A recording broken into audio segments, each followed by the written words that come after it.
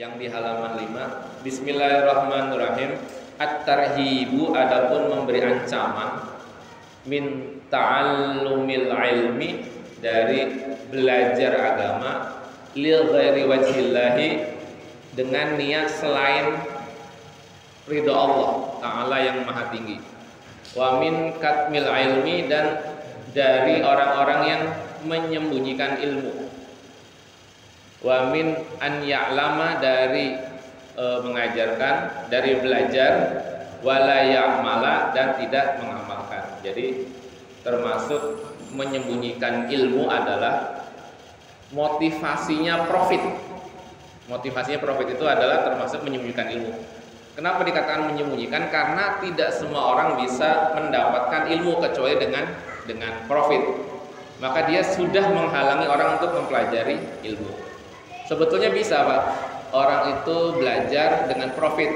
Seperti kalau kita di Play Store itu, ya, di HP kan ada Play Store itu aplikasi. Di aplikasi Play Store ada aplikasi yang berbayar, ada aplikasi yang tidak berbayar. Nah, kalau gitu boleh. Misalnya aplikasi WA itu salah satunya aplikasi yang tidak berbayar. Tapi kalau pengen ditingkatkan dengan lebih banyak fitur lagi dengan aplikasi yang berbayar, nah itu boleh. Itu termasuk tidak menyembunyikan ilmu. Kayak di Mesir itu Al-Azhar itu membuka ruang pada siapapun dari seluruh dunia untuk belajar di sana tanpa harus mendaftar. Jadi kita tinggal datang ke sana, ikut kuliah, bisa. Tapi kalau giliran ada pembagian ijazah kita nggak dapat. Kita cuma dapat ilmunya. Iya, ilmunya aja.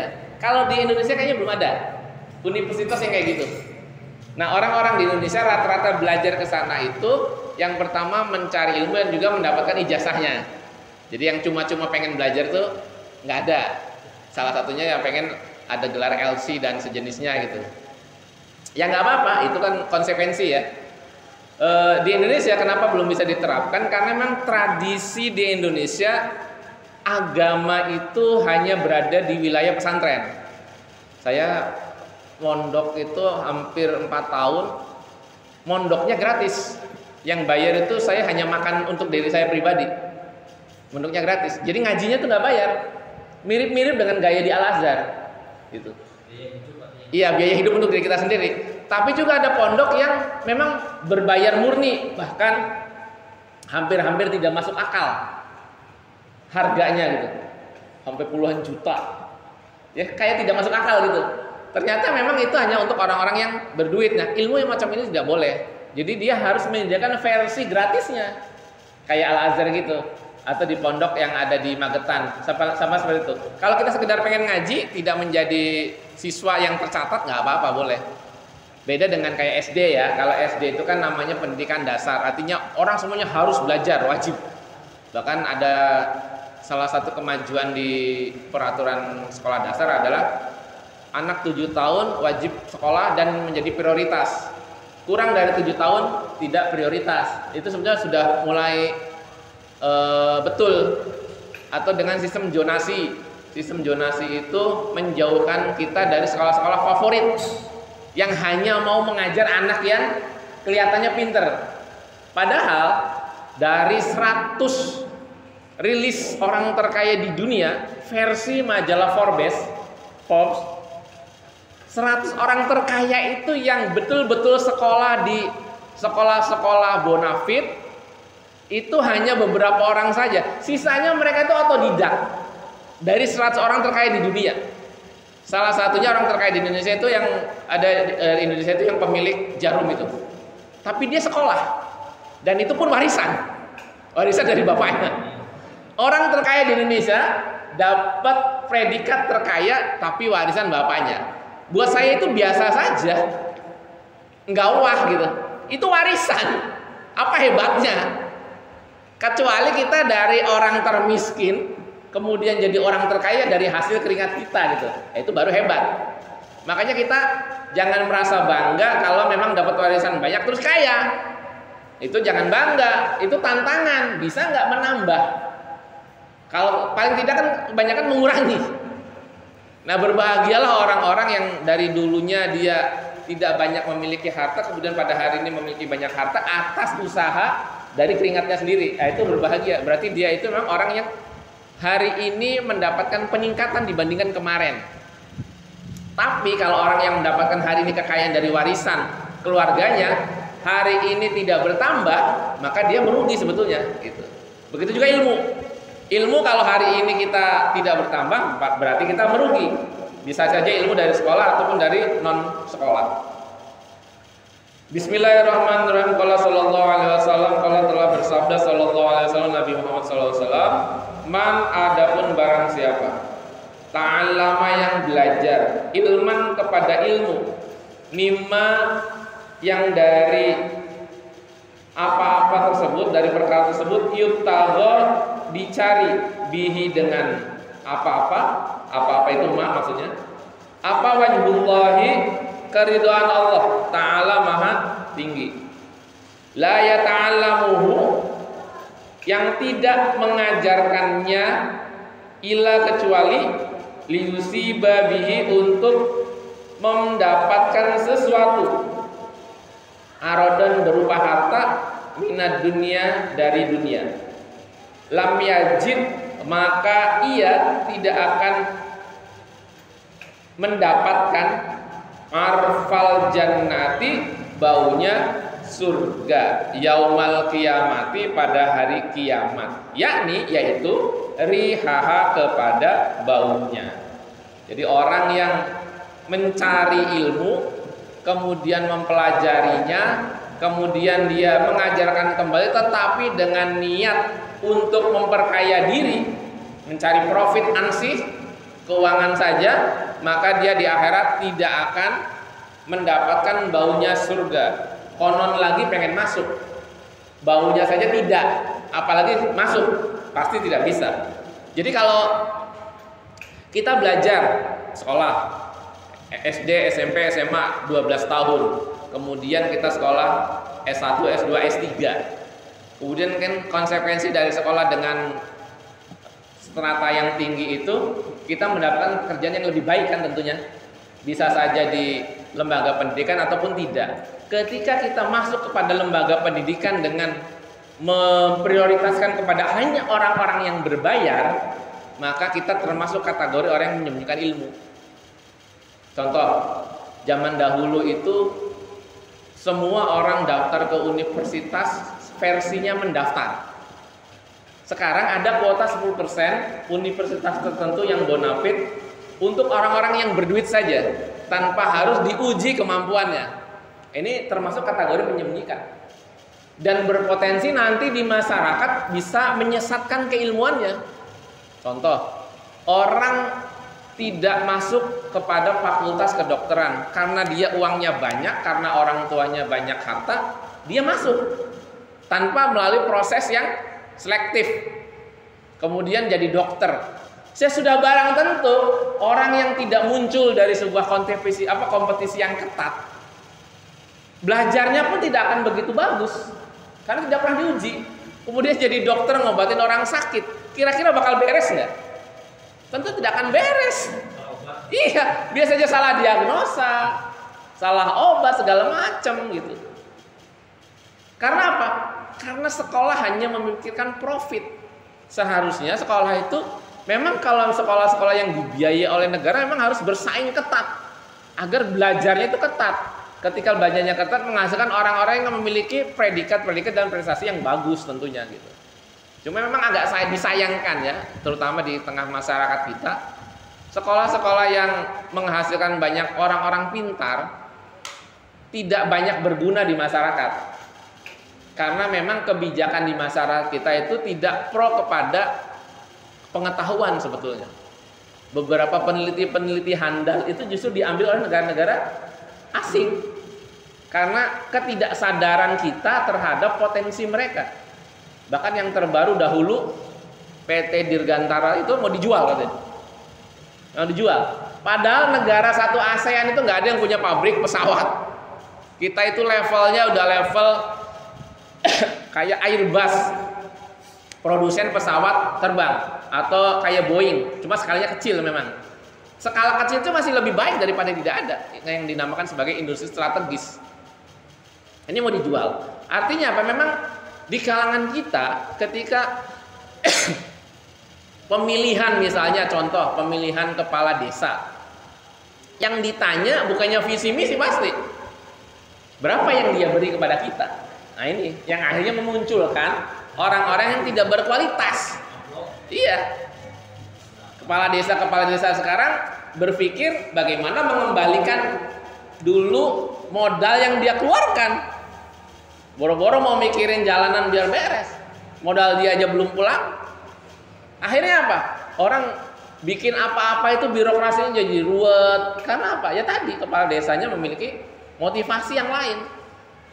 Ya tidak kepala desa saja, ada bupati juga. Bahkan yang terbaru 2 kepala daerah di wilayah ini juga kan tertangkap gara-gara kasus yang korupsi, ya. Salah satunya jual beli jabatan. Padahal jabatan itu harus diberikan kepada orang yang berprestasi dan memiliki kapasitas dan kapabilitas.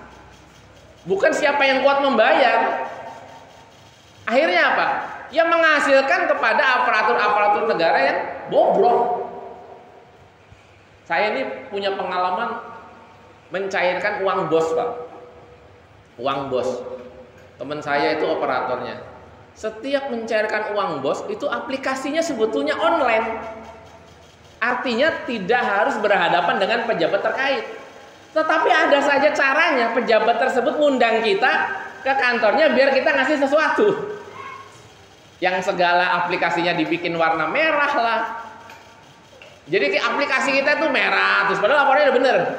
Ketika ditelepon, Pak, ini masih merah nih Pak. Datang deh ke kantor. Yang sebetulnya online itu kan mencegah kita datang ke kantor. Datang kita ke kantor, sama dia di otak-atik rahasianya, langsung jadi hijau. Otomatis kan kita ngasih imbal balik ke dia, seolah-olah rasa terima kasih. Padahal kegagalan dia membuat sistem. Iya kan? Kayak ada dulu kemarin yang terbaru itu yang ramai di pembicaraan di medsos, masalah minyak goreng. Kata menteri, minyak goreng itu diduga ditimbun masyarakat. Dia nggak bisa bedain mana nimbun mana nyetok. Yang namanya nyetok ya untuk berapa hari masak. Yang nimbunnya bergudang-gudang. Itu karena kegagalan dia dalam menangani suatu urusan. Kayak saya guru, ketika ada anak banyak yang tidak bisa, terus saya bilang gitu, emang muridnya pada nggak pinter. Itu kan sebetulnya kegagalan saya sebagai guru dalam mengajarkan ilmu. Yang harusnya yang saya pikirkan, berarti cara saya ini gagal nih, salah caranya. Kok murid bisa nggak pinter? Metodenya salah. Bukannya kita nyalahkan siswanya, wong siswa dari dulu ya belajar. Ketika dia nggak bisa ya salah gurunya otomatis gitu. Ya ini yang terjadi di negara kita, yang pada saat ini semakin rusak, ya, semakin rusak mentalitasnya. Yang terbaru, ya mentalitas mabok jabatan. Iya kan, mabok jabatan. Sana sini gagal, pengen diperpanjang. Ini namanya mabok jabatan, Pak. Mabok namanya. Kecuali sukses gitu ya. Indonesia bebas hutang segala macam, terus pengen ditambah durasinya. Itu namanya bagus. Ini masalah sini gagal, tapi minta diperpanjang, mabok namanya. Kalau ngadepin orang mabok ya tangkep. Tangkep udah pegang. Makanya kita harus berhati-hati dalam mempelajari suatu keilmuan, sehingga keilmuan itu bisa membuat kita menambah derajat ketakwaan di hadapan Allah Subhanahu wa taala. Di suatu pesantren saya pernah menemukan ada pesantren di Jawa Timur, uang SPP-nya itu 30 juta, Pak. 30 juta. Ini SPP apa? Daftarnya harus 3 tahun yang lalu. Ya nggak ngerti Pak, itu pesantren atau apa gitu. 30 juta. Saya ngelihat murid saya yang daftar pesantren uang pangkalnya 30 juta aja gede-gede. Ini SPP-nya. Orang mau dibikin apa? Apakah kalau dengan bayar mahal sudah pasti pintar? Kan tidak. Di mana-mana yang membuat anak kita menjadi cerdas adalah keteladanan. Kenapa pendidikan kita sepertinya gagal? Karena tidak ada keteladanan. Tidak ada keteladanan. Kemarin ada sistem di Dapodek itu, orang-orang yang di luar S1 dia langsung warnanya kuning. Padahal orang yang menghasilkan pejabat pada hari ini itu adalah orang-orang dengan pendidikan tidak S1. Kemudian dia ingin menghabisi gurunya sendiri gitu. Itu kan lucu. Yang harusnya dibantu. Ini ada guru nggak S1 misalnya. Bagaimana biar S1? Ya disupport kan begitu. Kasihlah tunjangan kuliah, kasihlah kuliah gratis. Bukan menjadi lawan. Seolah-olah jadi lawan sekarang itu. Antara dinas dengan gurunya, ya kan? Seolah jadi lawan. Sehingga apa? Guru jadi berpikir bukannya memberikan keteladanan bagaimana dia bisa bertahan mencari uang di sekolah tersebut. Akhirnya berlomba-lomba lah orang pengen jadi capsek, ya kan? Dengan setoran sekian. Ada orang yang digaji tiap bulan tapi nggak pernah datang, gara-gara mantan capsek jadi guru lagi. Ya udah nggak ada moodnya, motivasinya udah nggak ada. Karena dari awalnya motivasinya uang. Ya nggak mau ngajar jadinya. Kalau guru dari manapun sisinya, guru itu bertanggung jawab pada siswanya dari semenjak dia di dunia sampai akhirat. Walaupun saya itu punya murid yang muridnya sudah pada lulus, saya tetap bertanggung jawab terhadap keilmuan mereka ketika saya hidup. Apalagi kayak ngaji begini. Sampai mati kita berurusan, Pak. Bapak akan tanya saya di akhirat, Pak, kata Pak Dadang begini hukumnya Pak, masa saya jadi begini? Kan gitu. Lah saya membela dirinya bagaimana? Ya saya membela dirinya, Pak, ini dari guru saya seperti ini. Ini bela dirinya begitu. Kita akan saling berkait. Makanya ilmu itu jangan dijadikan sebagai ajang mencari harta, tetapi boleh memungut biaya dari mempelajari ilmu. Anak sekolah bayar SPP boleh. Anak ke pesantren bayar uang bulanan sahriyah boleh. Kita gaji guru boleh. Kita gaji marbot aja boleh. Gaji khotib boleh. Tapi bukan sebagai menggaji nilai ilmunya, tapi bentuk penghormatannya. Makanya Pak, kalau bayar SPP lebih, bayar ini lebih ke sekolah, niatkan infak saja. Jangan niat membayar satu item. Nah, ini Pak, satu bab ini bayar saya sekian. Jangan. Kita niatkan untuk berinfak. Karena guru mengajarkan kepada anak kita itu berkait nanti sampai ke akhirat. Guru-guru itu akan dipertanggungjawabkan di hadapan Allah apabila ada murid-murid yang keliru karena ilmunya. Keliru karena ilmunya. Bukan berarti misalnya ada murid diajar benar di pengajian, di TPQ, di sekolah, terus dia ketika dewasa jadi bandar narkoba. Ya nggak begitu. Bandar narkobanya kelakuan dia. Tapi misalnya dalam bab keilmuan, contoh belajar sholat, yang sholatnya misalnya wajib menghadap kiblat, anak kita ngadapnya ngetan misalnya. Nah itu kan salah tuh sholat berarti. Ya ini urusan kita nih sebagai guru, ngadapnya ke timur dia, karena salah dari bab ilmunya, bukan dari perilaku dia. Kalau perilaku dia ketika dia sudah dewasa, ya akan membawa kepada jalan kehidupannya sendiri. Nah guru sudah tidak bertanggung jawab atas perilaku seperti itu. Waqala sallallahu alaihi wasallam, telah bersabda Nabi Muhammad sallallahu alaihi wasallam, man adapun barang siapa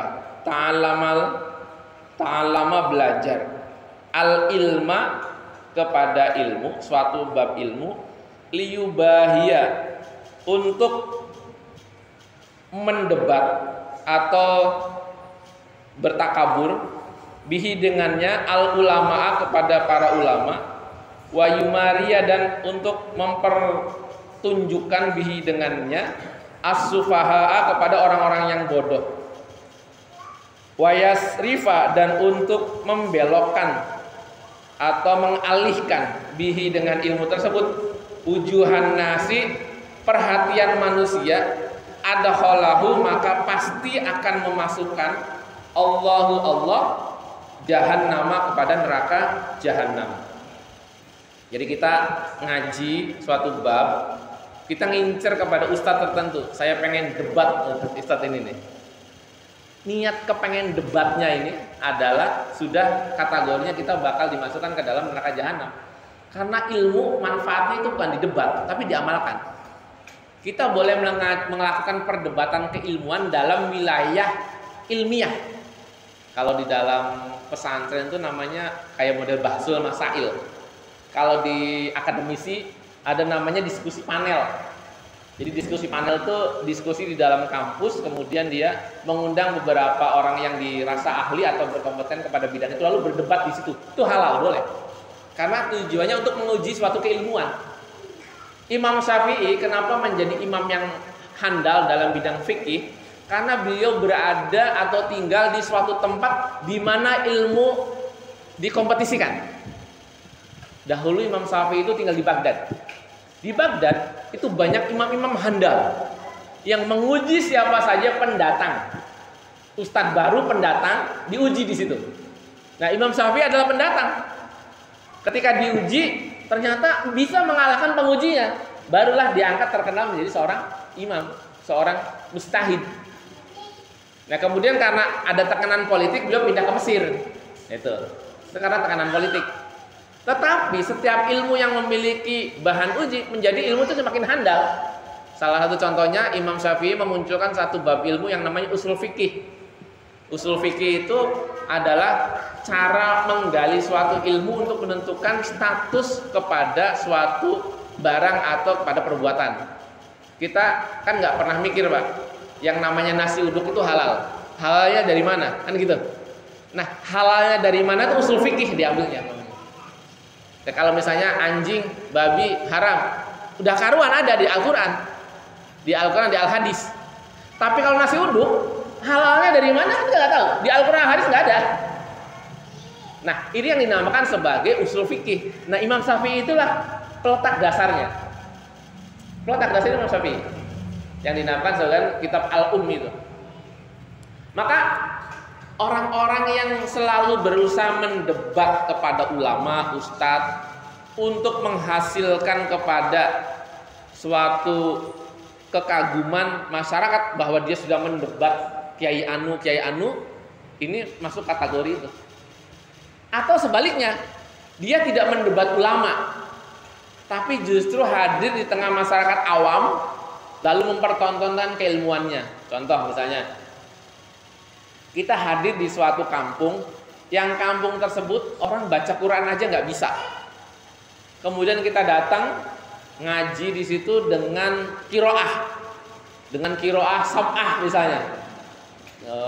Imam yang dibaca itu riwayatnya Imam Waros yang bacanya agak aneh gitu. Lalu kita pertontonkan kepada masyarakat awam tersebut. Lalu kita bilang, kamu mah nggak bisa, yang bisa saya doang. Nah, itu kategorinya masuk. Yang harusnya orang-orang awam tersebut diajari bagaimana cara baca Quran dengan tartil dan sesuai tajwid. Bukannya malah menunjukkan kebolehan. Nggak boleh gitu. Kategori menunjukkan kebolehan harus kepada levelnya. Kayak di kita kan ada namanya MTQ. MTQ diuji orang-orang yang ngajinya bagus-bagus kepada lawannya yang bagus-bagus juga, bukan yang awam-awam.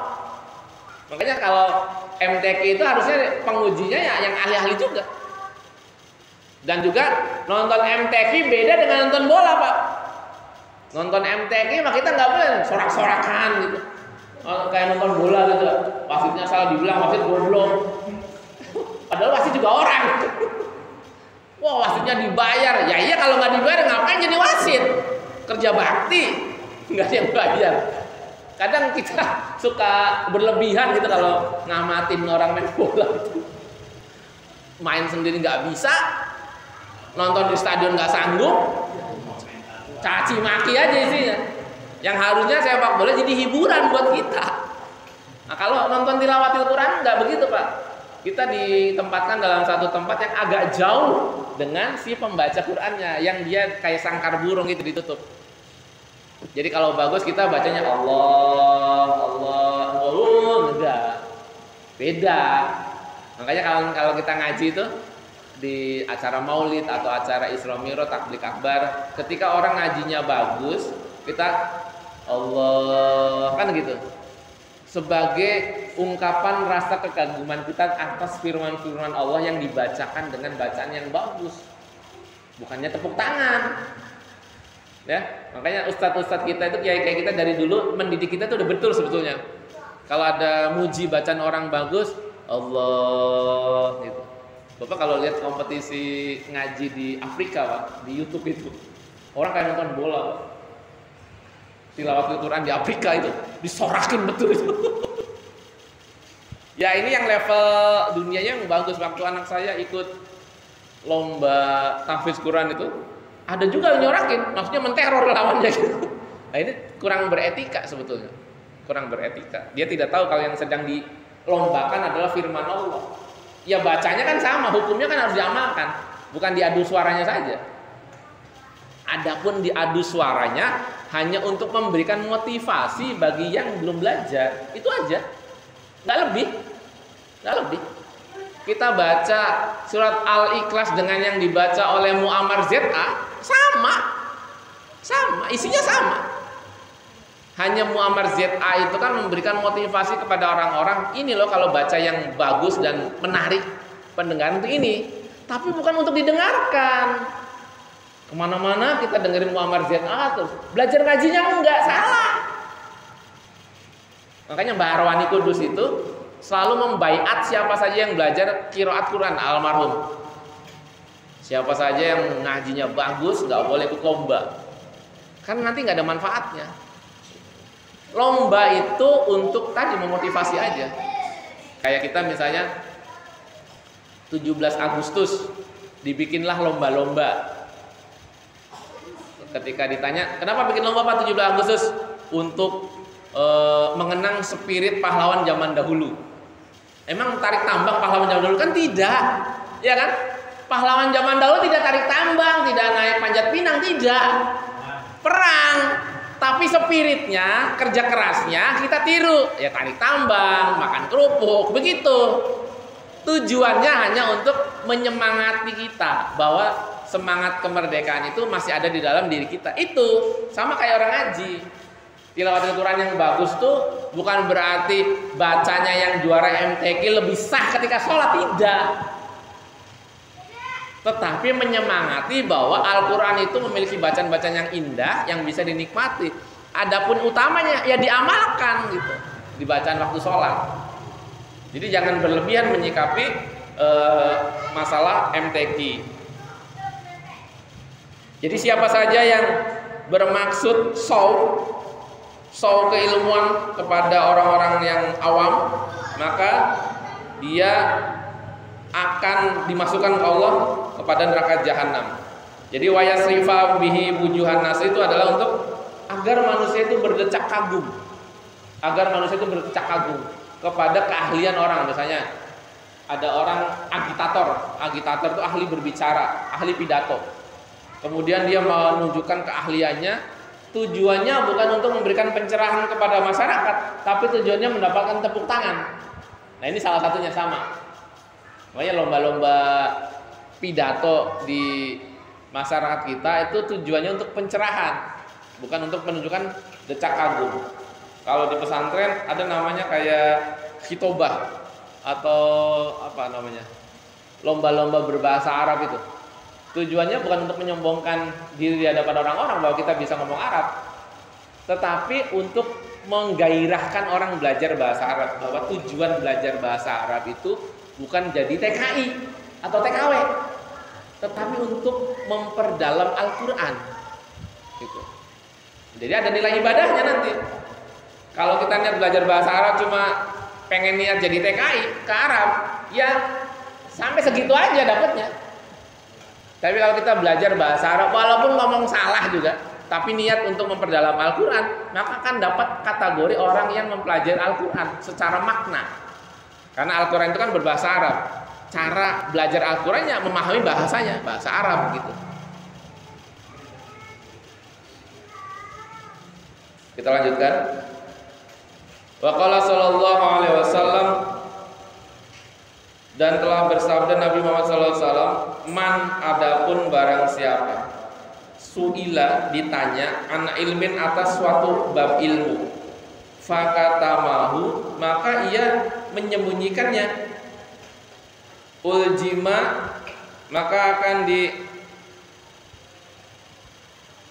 dipasangkan yaumal kiamati, pada hari kiamat, bilijamin, dengan tali kendali, minarin, dari api neraka. Jadi ketika orang nanya kepada kita, misalnya nanya kesasar ya, orang kesasar, Pak, Mbah Kilong mana Pak? Harusnya nunjukinnya ini Mbah Kilong ke Kulon, kita nunjuk ke Wetan gitu. Itu sama saja, kategori orang yang menyembunyikan.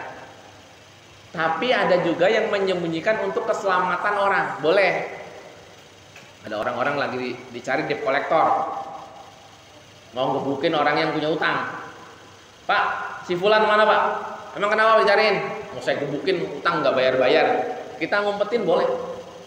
Oh nggak kenal Pak, nggak tahu. Mungkin rumahnya sebelah sono, sebelah kidul. Padahal rumahnya di Wetan gitu. Boleh begitu. Karena untuk menyelamatkan orang. Penyesatan seperti ini dibolehkan. Yang tidak boleh itu misalnya begini.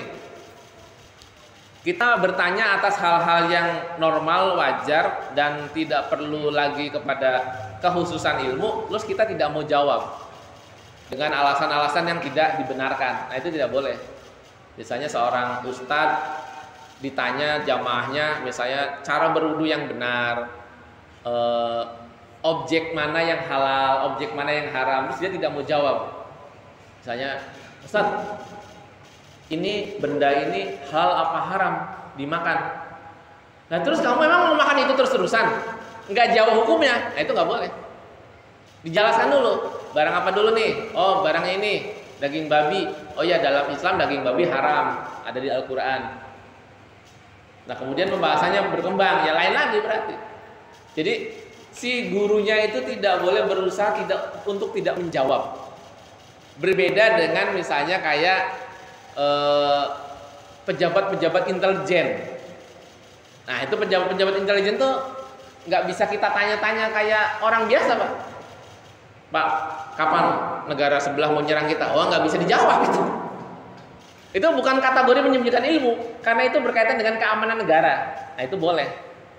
Cuma kan sekarang agak susah ya, mana kepentingan negara, mana kepentingan politik atau kelompok. Sekarang nih, ya banyak kejanggalan-kejanggalan lah di negara kita itu. Vaksin di mana-mana yang menyelenggarakan bukan lembaga kesehatan, iya kan? Kodim, Koramil, yang terbaru BIN.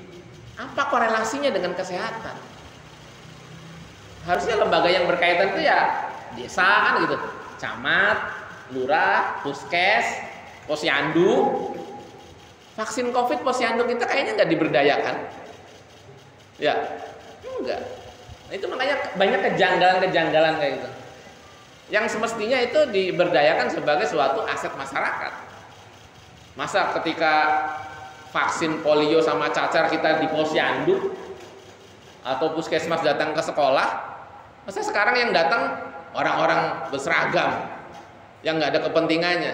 Nah ini kadang saya sering dapat ya. Kemarin kayak di sekolah saya itu vaksin, yang datang itu tiba-tiba orang-orang berseragam, foto-foto kirim telepon gitu. Apa kepentingannya kayak gitu? Ya harusnya lembaga yang berkaitan aja, kepala puskes udah cukup. Yang tidak berkepentingan ya udah nonton aja dari luar. Ini kadang kita suka overacting gitu, Nah, ini yang dikaitkan sebagai orang-orang yang menyembunyikan ilmu bakal diberikan kendali, yaitu suatu tali kendali dari api neraka, karena dia sudah dikendalikan oleh hawa nafsunya untuk menyembunyikan suatu keilmuan. Pak, lalu bagaimana misalnya kita menjadi orang yang kayak di bank? Kayak di bank itu ada apa namanya? Bank itu kan punya hukum namanya rahasia bank. Sebetulnya bank itu kan suatu lembaga yang nggak punya duit, Pak. Dia jadi punya duit karena ada nasabah, kan begitu. Dia maklarin sebetulnya. Nah, kita kerja di situ sebagai orang yang menyembunyikan data nasabah, hukumnya bagaimana? Ya itu sudah beda hukum lagi. Sudah bukan kategorinya menyembunyikan ilmu. Ilmu yang disembunyikan adalah ilmu-ilmu yang sifatnya umum. Kayak di sekolah, di pesantren, di kampus, itu sifatnya umum. Ilmu-ilmu yang memang harus dibuka untuk publik. Bukan ilmu-ilmu yang disembunyikan kayak misalnya gini.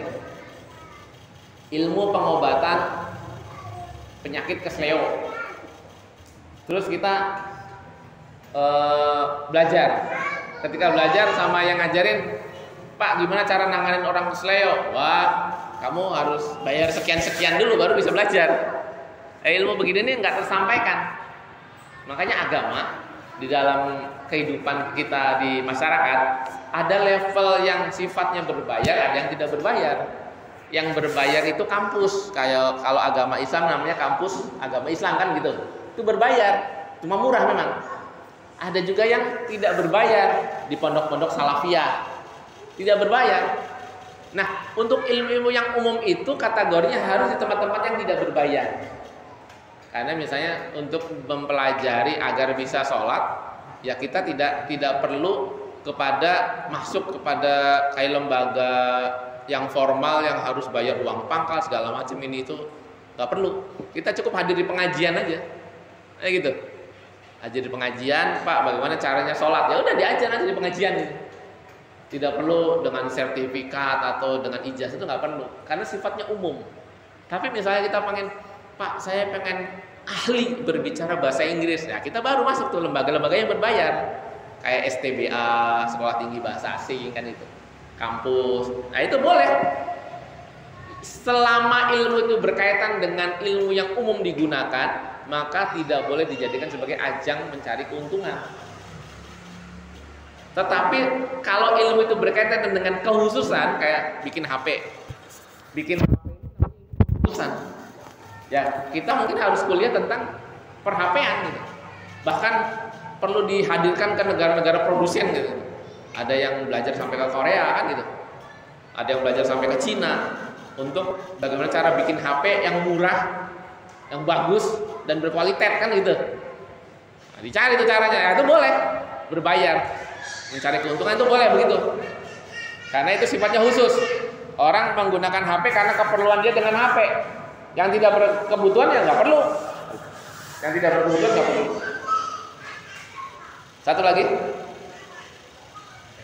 Bismillahirrahmanirrahim. Qala sallallahu alaihi wasallam, Nabi Muhammad sallallahu alaihi wasallam bersabda, Az-zabaniyatu, adapun malaikat itu asra'u lebih cepat ila fasaqatil qurra'i, kepada orang yang fasik tapi taat beribadah. Malaikat zabaniyah itu malaikat pencabut nyawa, Pak. Malaikat pencabut nyawa itu namanya zabaniyah. Rajanya namanya Israel. Rajanya pencabut nyawa itu namanya Israel. Jadi ketika kita mati itu nggak mesti sama Israel, bisa jadi sama kopralnya gitu, kopralnya Israel. Iya, kopralnya. Kalau kayak nabi kita meninggal, itu yang nyabut ya Israel khusus. Para nabi itu dicabut langsung oleh tangannya Israel. Kalau kita ya cukup kopralnya saja lah, nggak usah Israelnya.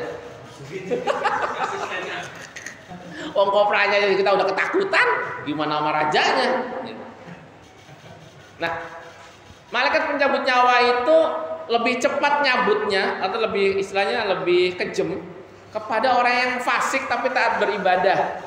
Minhum, dari mereka, ila ibadatil ausani, kepada para penyembah berhala. Jadi malaikat zabaniyah itu lebih gedek sama orang yang rajin sholat tapi juga rajin nyolong, dibandingkan dengan orang yang karuan nyembah batu gitu. Nah, itu ada agama lain untuk karuan. Ini orang rajin sholat tapi rajin nyolong, malaikat gedek banget itu, Pak. Asra'u, az-zabaniyah itu asra'u ila fasaqatil qurra. Orang kok rajin sholat tapi rajin nyolong. Ini orang kok rajin ngaji, rajin adu domba gitu. Ngajinya rajin, adu dombanya juga rajin. Nah, itu malaikat gedek banget. Fayaquluna, maka kemudian dikatakan, yubda'u, didahulukan, bina, kepada kita, qabla abadatil ausani, sebelum kepada penyembah berhala. Para sahabat heran, ya Rasul, kenapa malaikat zabaniyah kejem nyama kita? Gitu katanya. Terus Nabi menjawab, Fayuqalu, maka Nabi menjawab lahum kepada mereka, laisa man, tidak ada orang ya'lamu yang mengetahui kaman la ya'lamu, sebagaimana orang yang tidak mengetahui. Kenapa malaikat Zabaniyah itu lebih kejam kepada orang yang fasik tapi taat ibadah? Karena mereka tahu hukum. Mereka tahu hukum dibandingkan dengan orang yang nyembah batu atau nyembah patung, karena mereka nggak tahu hukum gitu. Maka sejatinya setiap orang-orang levelnya yang pengetahuannya tinggi, jabatannya tinggi, kemudian bersalah, hukumnya harusnya dilipat gandakan, bukan didiskon. Karena mereka tahu hukum. Itu. Ada mencuri korupsi, harusnya hukumnya 2 kali lipat dibandingkan dengan orang yang bandit nyolong ayam. Iya kan? Sekarang kan enggak, bandit nyolong ayam lebih berat hukumannya dibandingkan dengan koruptor yang nyolong uang negara. Ketika divonis sama Mahkamah Agung malah didiskon. Harusnya dihukum berat jadi hukum rada berat gitu. Atau dihukum mati jadi hukum nggak mati. Nah ini yang ketika hukum ini terus berjalan seperti itu, maka tinggal tunggu saja kehancurannya. Tinggal tunggu saja kehancurannya, artinya kehancuran tatanan sistem. Akhirnya nanti orang pada nggak percaya pada sistem. Akhirnya muncullah hakim-hakim jalanan. Itu karena tatanan hukumnya sudah rusak dari awalnya gitu. Jadi memang ketika ada hakim jalanan bermunculan, salah satu penyebabnya adalah karena tataran sistem yang dikedepankan oleh para pemimpin negara telah mereka rusak. Lalu muncullah para hakim-hakim jalanan. Ini adalah suatu akibat dari perilaku yang tidak adil kepada suatu penegakan hukum. Itu saja yang bisa saya